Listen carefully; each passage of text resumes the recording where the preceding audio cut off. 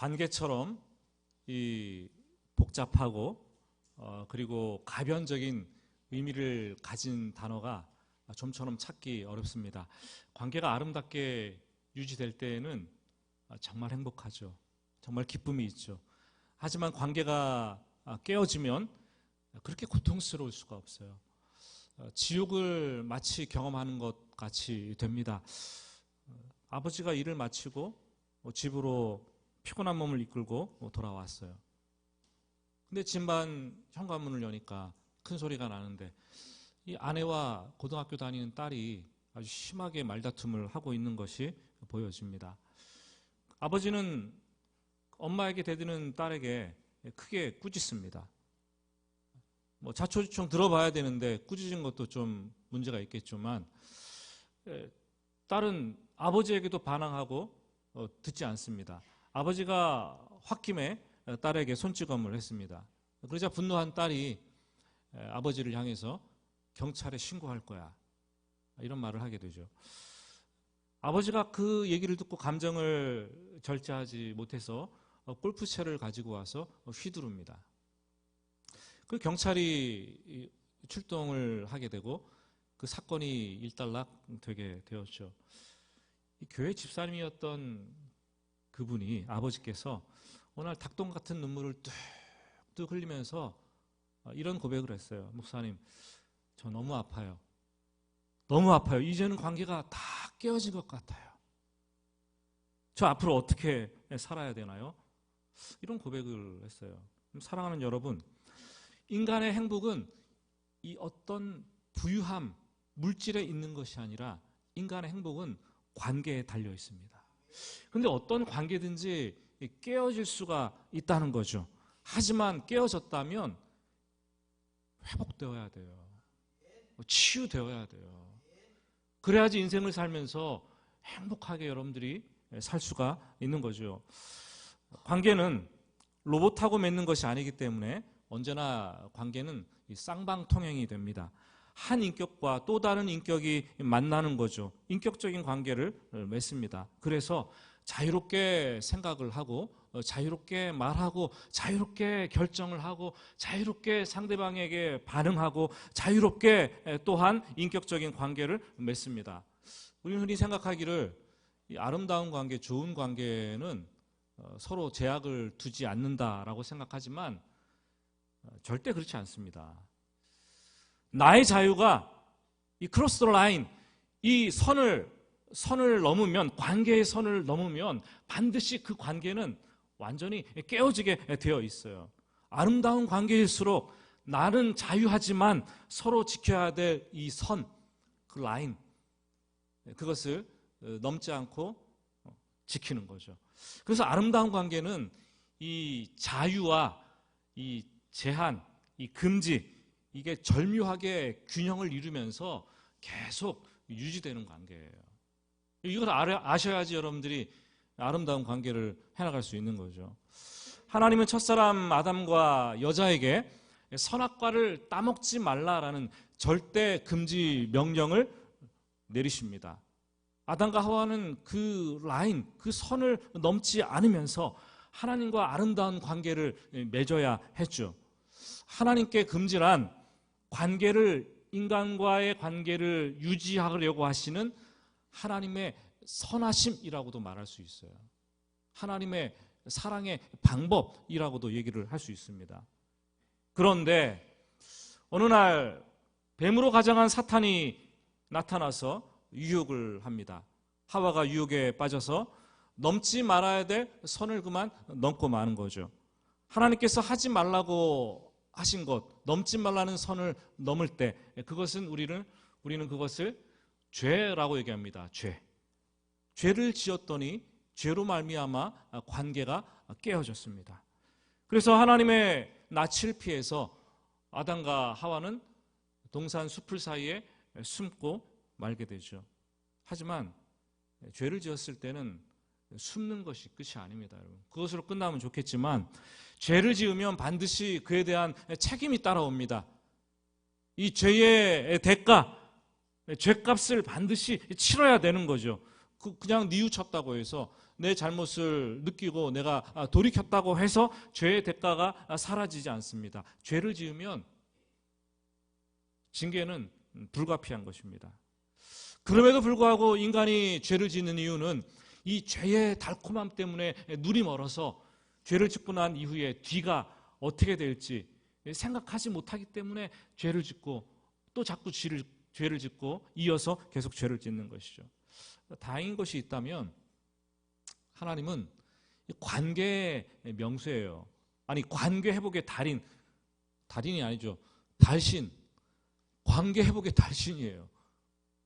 관계라 하면 하나님은 뭐 두말할 필요 없이 좋게 만들어 가시는 분이신 거죠. 오늘 말씀에서 그래서 우리는 이 관계가 깨어졌을 때 하나님께서 죄 문제를 어떻게 풀어나가시는지, 그리고 관계 회복을 어떻게 위해서 일하시는지를 우리는 보게 될 겁니다. 이걸 보면서 여러분들도 나의 관계 회복, 또 나의 어떤 이 사람들과의 관계를 어떻게 풀어나가야 될 것인지 도움을 얻으시는 시간 되기를 부탁을 드립니다.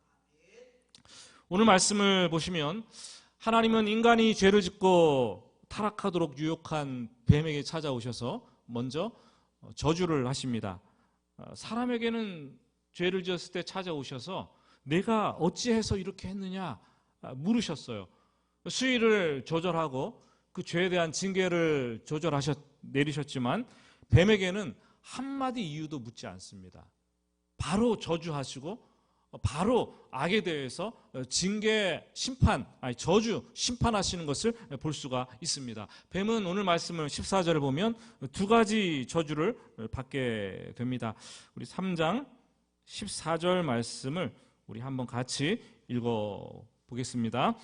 여호와 하나님이 뱀에게 이르시되 내가 이렇게 하였으니 내가 모든 가축과 들의 모든 짐승보다 더욱 저주를 받아 배로 다니고 살아있는 동안 흙을 먹을지니라.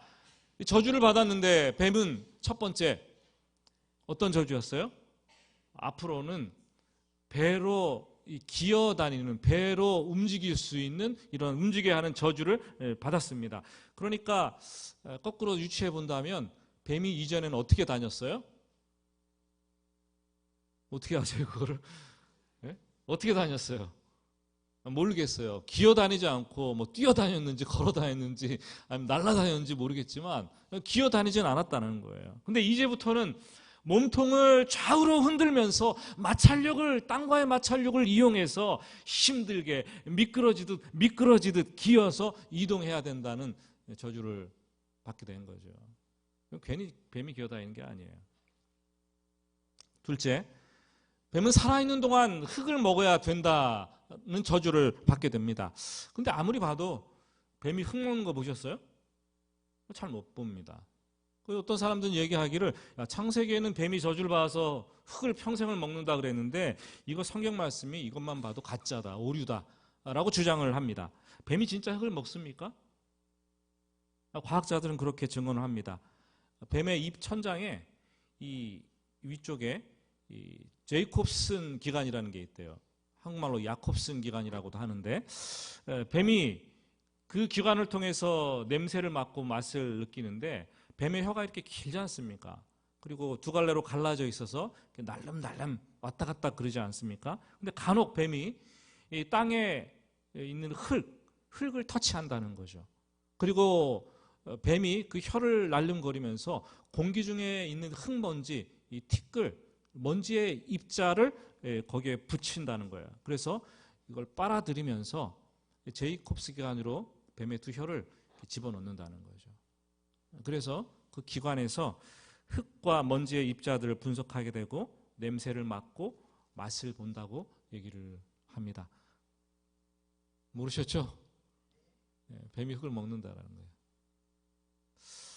그런데 뱀에게 가장 큰 저주는 따로 있습니다. 15절 말씀이죠. 굉장히 중요한 말씀인데 우리 15절도 같이 한번 읽어보겠습니다.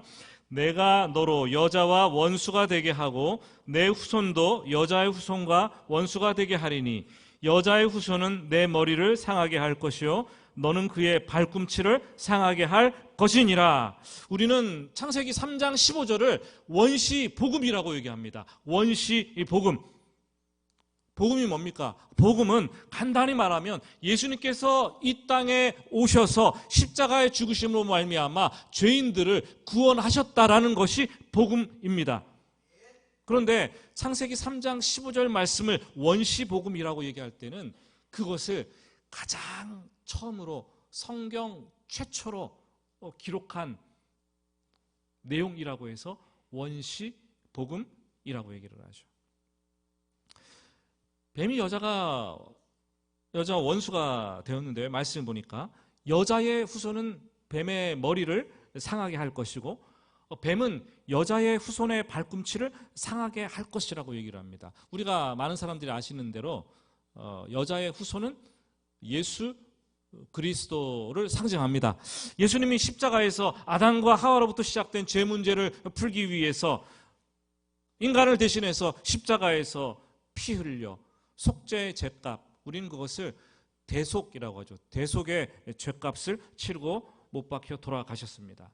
그때 패션 오브 더 크라이스트라는 영화를 여러분들이 보시면 뱀으로 상징되는 사탄이 환호성을 질러요. 와, 좋아합니다. 왜요?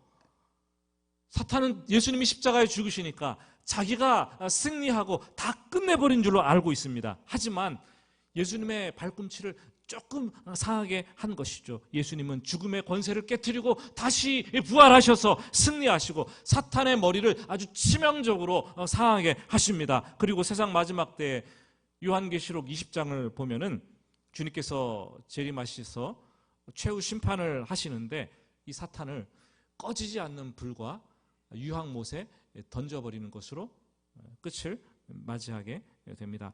하나님은 아담과 여자로부터 기인된 죄 문제를 장차 예수 그리스도를 보내셔서 문제를 해결하실 것이고 인간들을 구원하실 것이다라는 약속을 창세기 15장에 가장 처음으로 약속을 하고 있는 거죠. 저는 가끔 성경을 보다가 깜짝깜짝 놀랄 때가 있어요. 인간의 죄를 짓고 타락한 바로 그 순간부터 하나님은 이 구원의 계획을 세우시는 거죠. 놀랍지 않습니까? 인간이 타락한 바로 그 순간이 하나님의 구원이 시작되는 바로 그 순간이라는 거예요. 인간의 타락과 하나님의 구원의 이 사이, 간격, 이 틈새는 전혀 없습니다.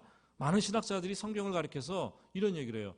성경은 스토리는 창조, 타락, 그리고 구속의 순으로 기록되어 있다고 합니다. 그렇지만 타락의 시점과 구원의 시점은 제가 볼 때는 동일선상에 있는 거예요. 그때부터 구원이 시작되는 거죠. 마치 집을 나간 탕자가 집을 나갔을 때 그날 그 순간부터 아버지는 문을 열어놓고 오랜 시간이 지나도록 아들이 돌아오기를 기다리지 않습니까? 바로 집을 나간 그 순간부터. 여러분, 우리는 인간들은 서로 잘못을 하고 관계가 깨지면 평생 분을 품고 살아가는 사람들 많이 있어요. 혹시 이 자리에 평생 분노하고 그런 마음을 가지고 어렵게 신앙생활을 하거나 관계를 맺고 살아가시는 분들이 있습니까? 아니면 오랜 시간이 지나서 비로소 용서를 생각하고 용서를 실행에 옮기는 분들도 있고, 아니 그것도 아니라면 죽을 때 누구를 불러오라 그러고 누가 보고 싶다 그러고 그러잖아 인간은. 근데 하나님은 관계가 깨어졌을 때 바로 용서에 대한 계획을 세우십니다. 그 순간부터 돌아오기만을 기다리는 것이 하나님 아버지의 마음이라는 거죠. 이것을 알고 있는 이사야 선지자는 이사야 30장 18절에 이렇게 얘기를 하고 있습니다. 한번 읽어볼까요? 그러나 여호와께서 기다리시나니 이는 너희에게 은혜를 베풀려 하심이요 일어나시리니 이는 너희를 긍휼히 여기려 하심이라. 대저 여호와는 정의의 하나님이심이라. 그를 기다리는 자마다 복이 있도다. 아멘. 아멘. 하나님의 기다리심은 우리가 죄를 짓는 그 순간부터 이어지는 거고, 하나님의 기다리심은 때가 되면은 구원의 문을 열고 용서의 문을 열어 제끼는 거죠. 하나님은 뱀을 이렇게 저주하셨지만 그 다음에 성경을 보면 여자에게는 저주하지 않으십니다. 먼저 13절을 지난주에 봤던 13절을 보시면 내가 어찌 이렇게 하였느냐라고 자초지종을 물으십니다. 그리고 저주가 아닌 이 징계를 내리시는 것을 보게 됩니다. 16절 말씀입니다. 또 여자에게 이르시되 내가 내게 임신하는 고통을 크게 더하리니 내가 수고하고 자식을 낳을 것이요 너는 남편을 원하고 남편은 너를 다스릴 것이니라. 여러분 징계와 저주는 달라도 많이 다릅니다. 어떻게 다릅니까?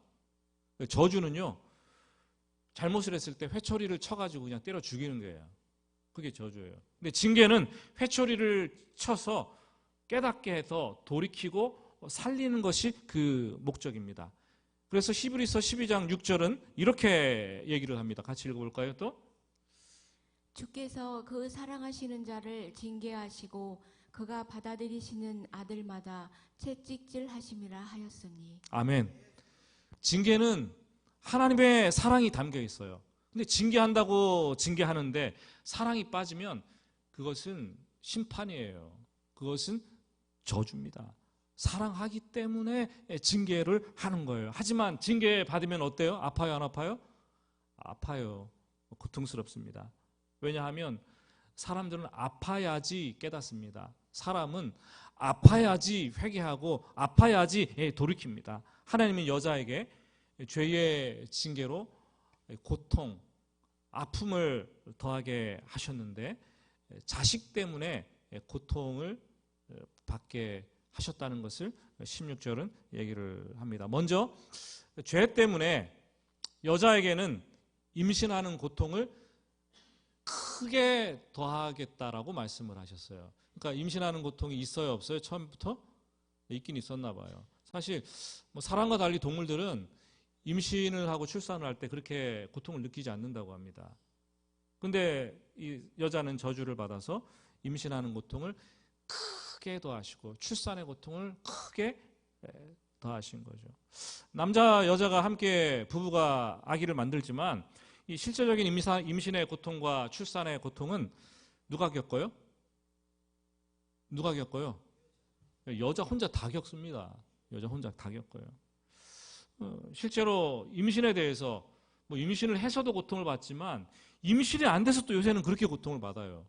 그래서 인위적인 방법으로 이 방법 사용하고 저 방법 사용하고 하면서 시간 가고 돈 들이고 주위 사람들로부터 말을 들으면서 얼마나 고통을 받고 눈물을 흘리고 육체적 정신적인 어려움을 당합니까? 임신 때문에.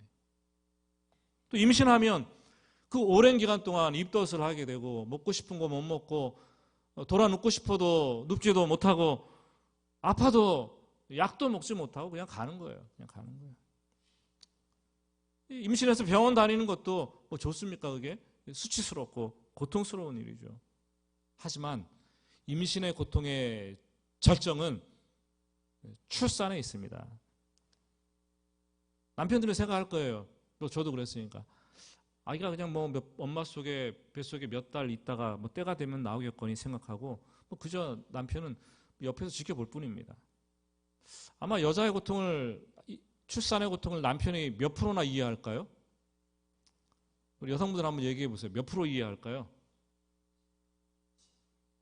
10%요? 우리 남성들 얘기해 봅시다.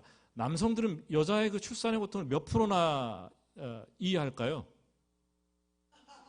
네? 100%요? 그럴까요? 아마 여자의 고통을 100만 분의 1도 이해하지 못하리라는 생각을 합니다. 어떤 남편이 그 고통을 나는 절대 잘 모르겠다 말하니까 아내가 그러더래요. 야, 네 콧구멍 속에서 수박을 빼낸다고 생각해봐라. 그럼 얼마나 고통이 스럽겠나. 근데 이게 영어 표현이에요. 영어 관용구예요. 극한의 표현을 고통을 나타낼 때 이 콧구멍에서 수박을 빼내는 것 같은 그 영어를 관용구가 있어요. 그렇다라는 거죠. 여자는 한 생명을 탄생시키기 위해서 눈물과 땀과 피범벅이 되어서 다 쏟아내는 거예요. 참 미안하죠. 하나님께서는 인간을 창조하신 후에 생육하고 번성하고 땅에 충만하라고 축복을 하셨습니다. 그 임신과 출산은 원래 복 중에 복이었어요. 번성의 복이었어요. 그런데 안타깝게도 죄를 지은 후에 이 축복이 고통, 더욱 큰 고통, 두려움으로 바뀌게 됩니다. 분명히 여자에게 가장 큰 고통이지만 또 어떻게 생각해 보면 내 몸의 임신과 출산을 통해서 생명의 탄생이 이루어지고 생명의 가치를 알게 되는 거잖아요. 엄마에게 얼마나 이게 보람된 일입니까? 성경도 그래서 태의 열매는 하나님의 상급이요, 아이를 낳고 자녀를 기르는 것은 기쁨의 면류관이다, 이런 표현을 썼습니다. 그래서 우리가 남편들은 여성들을 바라보면서 참 생명의 가치를 아는 존귀한 존재라는 것을 깨닫고 아이를 출생하고 아이를 기르는 과정에서 정말 잘해야 돼요. 잘해야 돼요. 또한 죄를 지은 결과 여자는 남편을 원하고 남자는 여자를 다스리게 되는 징계를 받게 됩니다. 성경에 처음에 우리가 창세기 1장 2장을 보면은 여자는 남자의 머리뼈에서 취한 것도 아니고 발가락뼈에서 취한 것도 아니고 어디에서 취했습니까? 갈비뼈에서 동등한 위치에서 살라고 취했습니다. 동등한 존재로 지음을 받았죠. 그리고 돕는 배필이 서포트하는 부수적인 존재가 아니라 서로 마주보는 존재, 남자가 여자가 마주보는 존재로, 그게 돕는 배필이라는 얘기를 드렸습니다. 그래서 남자는 여자를 보고 내 뼈 중에 뼈요, 내 살 중에 살이로다, 이런 사랑의 세레나디를 불렀잖아요. 그때 설교하면서 기억나십니까? 집에 가서 하루에 한 번씩 이 고백을 남자들에게 하라 그랬더니 남성분들이 아멘 했어요. 하십니까?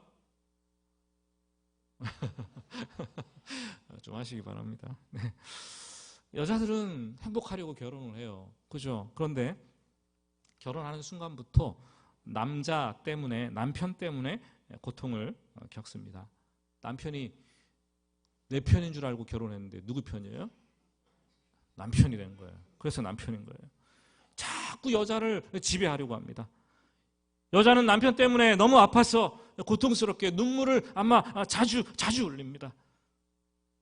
남자들은 그렇게 생각할 수 있을 거예요. 이런 현상은 죄의 결과지, 당연하지, 그렇게 생각하면 안 되는 거죠. 이거는 죄를 짓고 나서 비정상적인 결과이구나 라는 것을 깨닫고, 남자가 여자를 지배하려고 하는 이 속성을 당연한 것으로 여기지 말고 아내를 이 죄의 유산으로부터 자유하게 해주려고 노력을 해야겠죠. 그래야지 행복한 가정이 될 수가 있습니다. 그럼 선악과를 따먹은 남자는 어떻게 되는가? 17절부터 19절까지의 말씀입니다. 놀랍게도 남자의 죄 때문에 땅이 저주를 받습니다. 성경 보시면 땅은 너로 말미암아 저주를 받고 내 평생에 수고하여야 그 소산을 먹으리라. 신기하죠? 왜 인간이 죄를 지었는데 땅이 저주를 받는 것입니까? 아담은 땅의 흙으로 창조되었습니다. 아담이라는 이름 자체가 붉은 흙이라는 뜻을 가지고 있습니다. 아담이 죄를 지음으로 남자의 존재의 근원, 뿌리인 땅도 저주를 받게 되는 거죠. 뱀 때문에 여자가, 여자 때문에 남자가, 남자 때문에 땅이 이 징계와 저주를 받는 겁니다. 결국은 이 땅에 존재하는 모든 피조물들, 생물체들이 이 큰 하나님의 틀에서 다 일맥상통하면서 하나로 연결되어 있다는 것을 우리는 보게 됩니다.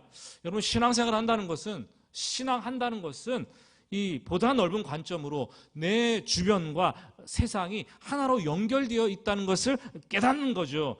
그 사람은 나하고 관계없다, 이런 게 아니에요. 내가 죄를 지으면 그 사람이 고통받는 것이고, 땅이 나하고 무슨 관계가 있냐? 인간이 죄를 지었기 때문에 땅이 고통받고 있는 거죠.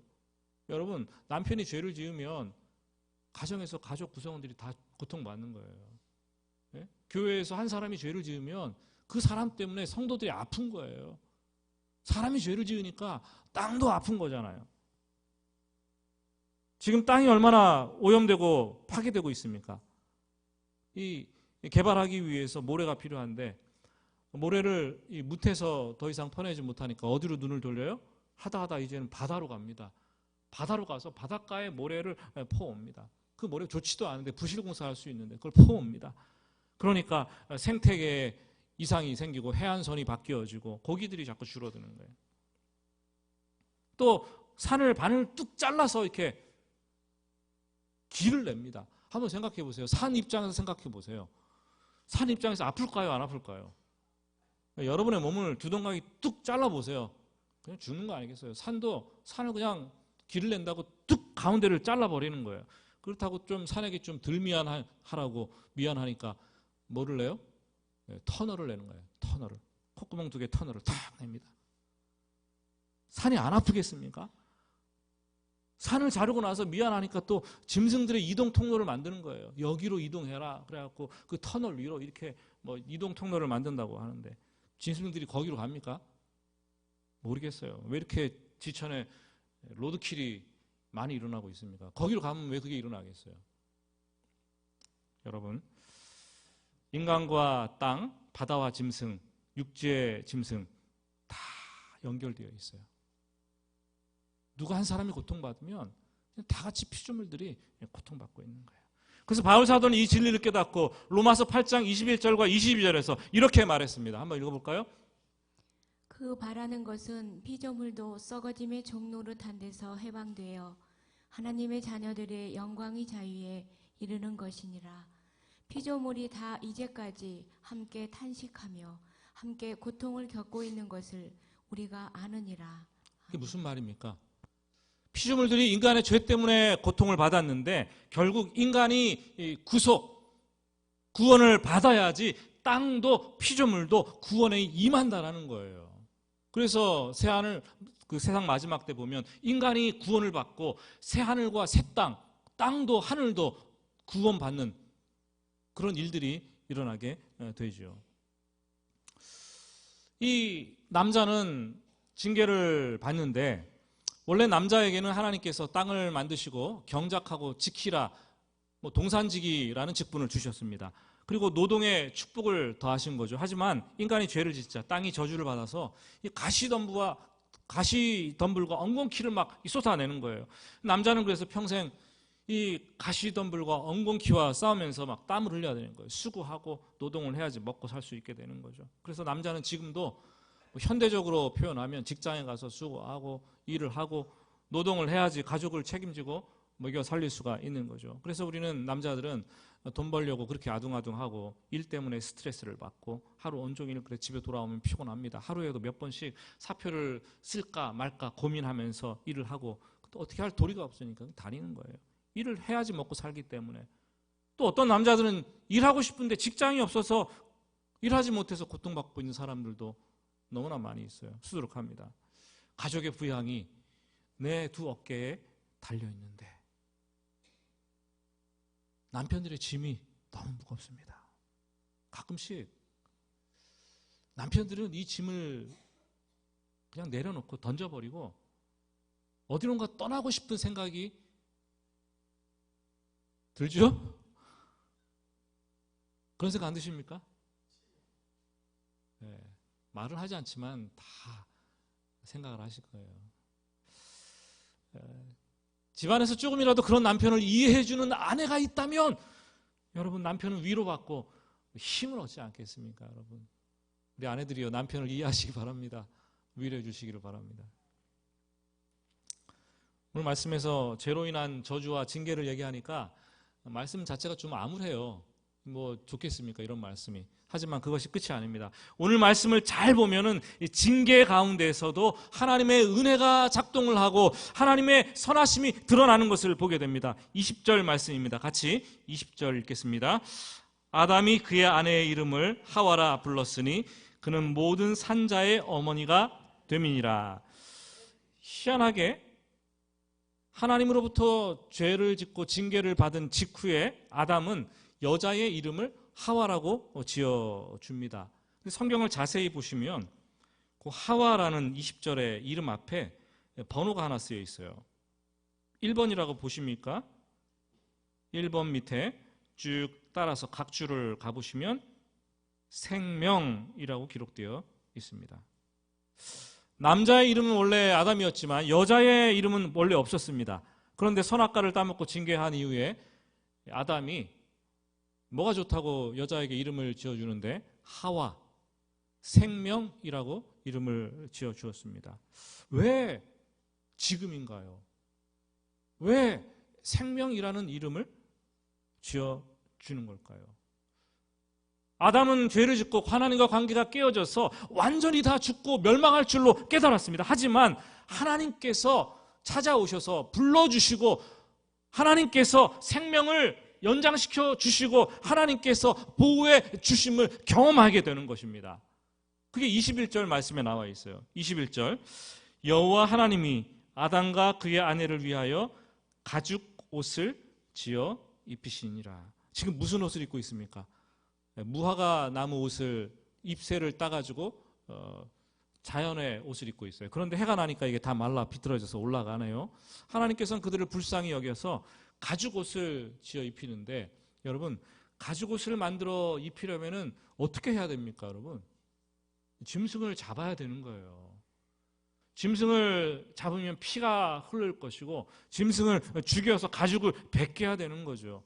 가죽 옷은 희생을 뜻합니다. 죄가를 치르고 용서하기 위해서는 희생이 필요하다는 것을 보여주십니다. 하나님께서는 아담과 하와를 대신해서 이 짐승을 죽이셨어요. 피를 흘리셨어요. 어떤 짐승인지 모르겠어요. 심지어 어떤 괴짜 신학자는 뱀을 죽이셨다, 뱀 껍질로 옷을 입혀 이렇게 하는데 잘못된 얘기고, 짐승 피를 흘려서. 이 가죽 옷은 예수 그리스도의 예표이자 십자가에 달려 죽으실 예수님의 그림자입니다. 죄를 지은 인간을 대신해서 예수님께서 십자가에 피를 흘려 희생하실 것을 미리 알려주셨습니다. 아담은 그 짐승의 가죽을 하나님께서 피를 흘려서 죽이시고 가죽 옷을 입혀 주시는데, 그것을 입는 순간 마음에 평안과 위로가 찾아오는 거예요. 내가 이렇게 죄를 지었는데 죽어야 마땅한데 하나님께서 나에게 가죽 옷을 입혀 주시는구나. 살았다는 그 안도감에서 여인의 이름을 생명, 산자의 어머니라, 이렇게 이름을 지어준 것이 아니겠습니까? 또한 가죽옷은 이 구약 짐승 제사의 근거이자 출발점입니다. 하지만 그렇다고 인간 대신 짐승을 계속 잡아 죽인다고 문제가 해결되는 것 아니었잖아요. 짐승 제사는 잠시 인간의 죄를 가릴 뿐 죄를 영원히 없이 하지는 못하는 거예요. 그래서 결국 하나님 자신께서 이 땅에 오셔서 친히 십자가의 죽으심으로 말미암아 영단번의 제사를 드리신 거죠. 영원한 제사, 더 이상 피해 제사가 필요 없는 거예요. 단번의 제사, 한 번의 제사로 그 피해 제사를 완전히 다 죄값을 다 갚아버리신 거죠. 그게 바로 예수 그리스도의 십자가 사건입니다. 놀랍지 않습니까? 말씀을 맺으면서 저는 설교 준비를 하면서 혼란에 빠졌습니다. 굉장히 혼란스럽더라고요. 22절부터 24절까지 말씀을 이렇게 결론으로 삼고 보았는데, 이 말씀을 보면서 설교가 더 이상 손에 잡히질 않는 거예요. 혼란을 겪었습니다. 질문이 생겼어요. 죄를 용서해 주시고 그 증표로 가죽옷을 입혀 주었는데 하나님께서 왜 아담과 하와를 에덴 동산에서 내쫓으시는가? 내쫓던 장면이 22절, 24절 나오잖아요. 심지어 에덴 동산에 다시 들어오지 못하도록 그룹들, 천사들과 이 두루 도는 불칼, 화영검을 두어서 생명나무의 길로 가는 길목을 지키십니다. 사랑인 줄로만 알았는데 하나님께서 왜 이런 일을 버리시는 것일까? 이해가 잘 되지 않았어요. 어떻게 이 문제를 풀어야 되는가? 하나님께서 이렇게 하신 이유는 답을 내렸습니다. 하나님은 자유의지를 가진 인간이 또다시 사탄의 유혹에 넘어가서 생명나무의 과실조차 따먹을 것이라는 것을 알고 있었습니다. 만일 그 인간이 죄를 지은 몸으로 생명나무까지 따먹는다면 영원히 죄인으로 살게 되지 않겠습니까? 그러면 큰일 아닙니까? 하나님은 우리가 죄 용서를 받고 영생을 살도록 하기 위해서 예수 그리스도를 준비해 가고 계신데, 그 시점부터 구원을 계획하고 계시는데 이 아담과 하와가 다시 자유의지를 발동해서 사탄의 유혹에 넘어가서 죄 지은 몸으로 생명나무의 가시까지 따먹고 영벌이죠. 영벌을 당한다면 얼마나 하나님 마음이 아프시겠습니까? 그것은 얼마나 큰 고통이겠습니까? 그것은 징계가 아니라 이제 완전히 저주로 끝나는 것이죠. 하나님은 사탄의 유혹으로부터, 죄의 유혹으로부터 우리를 지키시고 영적인 죽음과 영원한 죽음을 맛보지 않기를 원하셨습니다. 그래서 아담과 하와를 사랑하셨기 때문에 에덴 동산에서 너 나가라! 쫓아보내신 거죠. 혹시 어렸을 때 집에서 쫓겨나 보신 경험 있으십니까?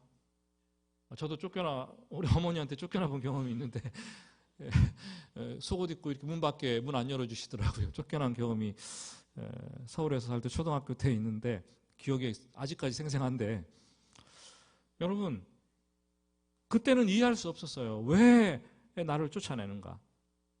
엄마 아빠의 극단적인 조치죠. 왜요? 그렇게 함으로 말미암아 더 큰 잘못을 저지르지 않도록 하기 위한 아주 극단의 조치 아닙니까? 극단의 조치라는 거예요. 그것도 사랑의 표현이죠. 가슴 아픈 사랑의 표현이죠. 쫓아내면서 얼마나 가슴이 아프겠어요.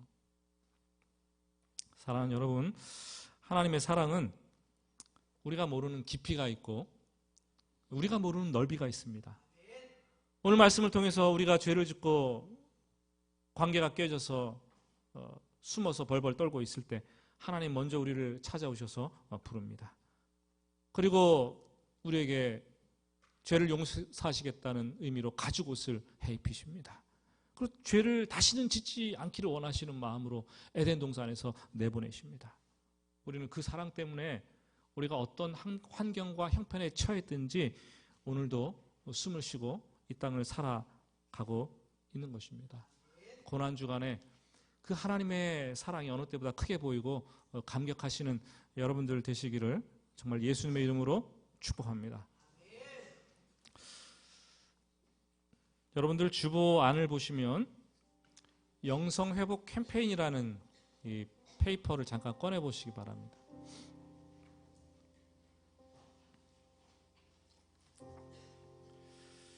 오늘은 종려주일인데 예수님께서 십자가에서 피를 흘려 죽으시기 위해서 예루살렘 성에 어린 나귀 새끼를 타시고 들어가신 날입니다. 그때 사람들은 종려나무, 우리가 흔히 알고 있는 야자수 나뭇가지를 꺾어서 흔들며 예수님을 환영했습니다. 주님은 죄 문제를 해결하시기 위해서, 우리를 구원하시기 위해서 이 성육신을 감행하셨고 또 엄청난 십자가 사건을 감행하시는 것을 봅니다. 한 주간 동안 고난받으면서 그 십자가를 준비하신 기간이에요. 그래서 우리는 이번 한 주간을 고난주간으로 지키면서 특별 새벽 기도를 하고 우리의 신앙과 우리의 삶을 추스리고 돌아볼 것입니다. 주님의 사랑을 묵상하고 주님이 당하신 고난을 조금이라도 동참하는 마음을 가지는 것이 바로 고난주간입니다. 여러분 항목을 보시면 몇 가지인가요? 10가지 정도 우리가 주님의 고난에 동참하고 고난주간을 경건하게 지키고자 항목을 제시해 두었습니다. 고난주간 특별 새벽 기도에 참여하고 성금요일 예배, 주님의 몸을 찢으시고 피를 흘리신 성찬식을 기념하는 성금요일 예배, 그리고 그 어느 때보다 경건하게 살기 위해서 매일 성경을 읽고 또 기도하고 또 하루 한 끼 이상 또 금식하는, 또 우리가 좀 더 확장시켜서 미디어를 시청하지 않는, 미디어에 얼마나 많이 노출되어 있습니까 우리가.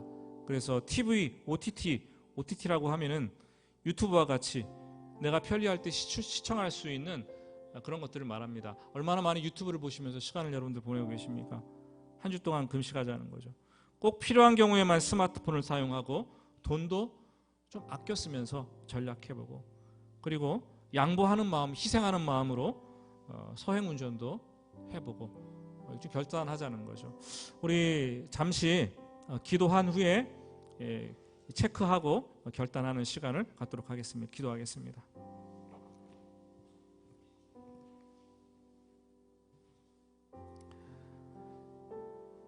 하나님,